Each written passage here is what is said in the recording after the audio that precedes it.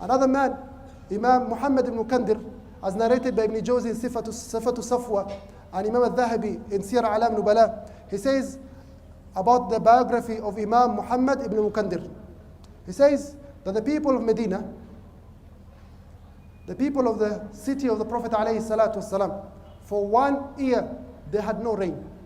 A full year they had no rain. The people that come out, the ulama, the ubbad, the fuqaha, all of them, they make dua to Allah Azza wa Jal, and there is no rain. There's no rain. Says Muhammad ibn Munkandir, one day I was praying in the mosque of the Prophet alayhi salatu wasalam, after the Isha. He says, as I'm sitting on a column, I see a man, a black man, come into the mosque. He says, this black man, he prays 2 rak'ah. Therein, he raises up his hands. And he says, Ay Rabb, Ay Rabb. Oh my Lord, oh my Lord. The people, لَقَدْ خَرَجَ أَهْلُ حَرَمِ نَبِيِّكَ يَسْتَسْقُونَ فَلَمْ تُسْقِهِمْ.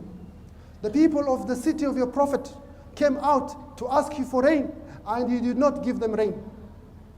Ya Allah, أُقْسِمُ عَلَيْكَ لَمَا سَقَيْتَهُمْ. Oh Allah, I swear upon you that you shall give them rain.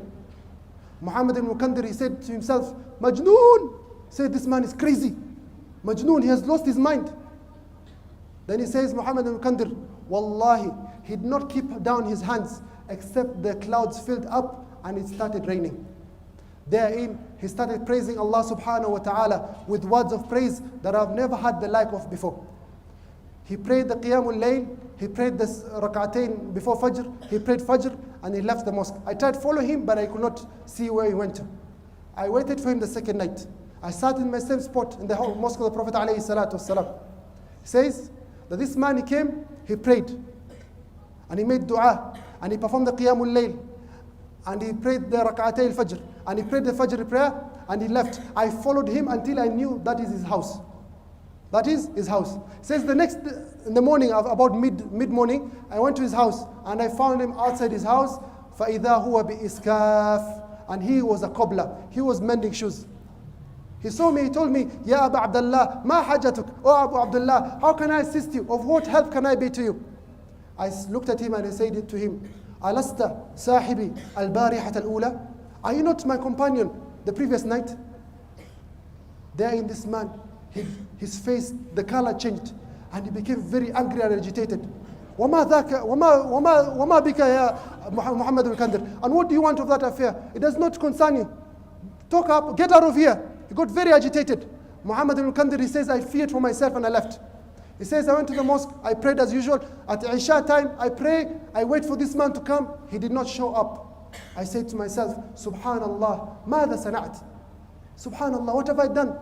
Says the next morning I went to the place and he had already gone. I asked his neighbors, where is this man that was here? They asked me, what was happening between you and this righteous man yesterday? For immediately you left, he packed up his belongings and he ran away. Brothers in Islam, such are the people whose dua is accepted by Allah Azza wa Jal. They do not want to show themselves in society that, my dua is accepted by Allah. They don't want to show themselves. They want this relation to be hidden, to be between them, a secret between them and Allah subhanahu wa ta'ala. Between them and Allah subhanahu wa ta'ala. Brothers in Islam, we've seen clearly from these stories on our history that Allah subhanahu wa ta'ala answers the du'as. He responds to the du'as. You have one of the greatest scholars of Islam in history. The Quran of Allah Azza wa Jal is the most authentic book. The second most authentic book is the book of Sahih Bukhari, written by the Imam Muhammad ibn Ismail ibn Ibrahim al-Bukhari. This man, he was born in the year 194 of the Hijri calendar. His father died, hence he was an orphan. When he was 3 years old, he lost his eyesight. His mother became very sad, very distraught, and started crying every time to Allah subhanahu wa ta'ala. Every night, she performs the Qiyamul Layl and cries to Allah, Oh Allah, return the sight of my son back. One day as she is sleeping, she sees a dream, the Prophet Ibrahim alayhi salam.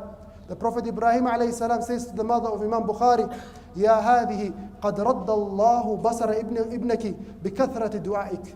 Says the Prophet Ibrahim to the mother of Muhammad of Bukhari, Allah has returned the sight of your son.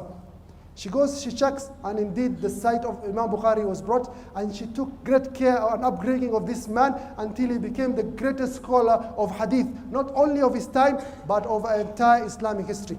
Of entire Islamic history. You have one of the greatest leaders of the Muslims, a person called Nuruddin Mahmud Zanki. We Muslims, we know Salahuddin al-Ayyubi, the one who was victorious in Jerusalem and brought Al-Quds back to the fold of the Muslim Empire.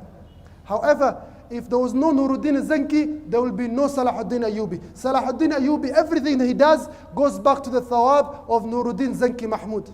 One day, in the lands of Sham, he meets the Crusader army, a large army of Crusaders, and the Muslims were very few. He stood up on the hill of Harim. This is the Sultan of the Muslims. Look how he disgraces himself, humbles himself, disgraces himself before Allah subhanahu wa ta'ala. He raises up his hands and he says, Allahumma ha'ulahi abiduka wa hum awliya'uk wa ha'ulahi abiduka wa hum a'da'uk Allahumma ansur awliya'ak ala a'da'ik. He says, Oh Allah, these slaves of yours are your servants, are your worshippers.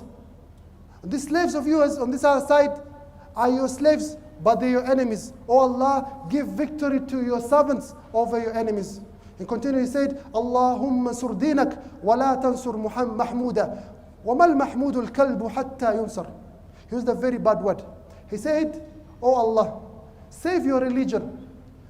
Do not bother about Mahmud. And who is Mahmud? The dog, until he is saved.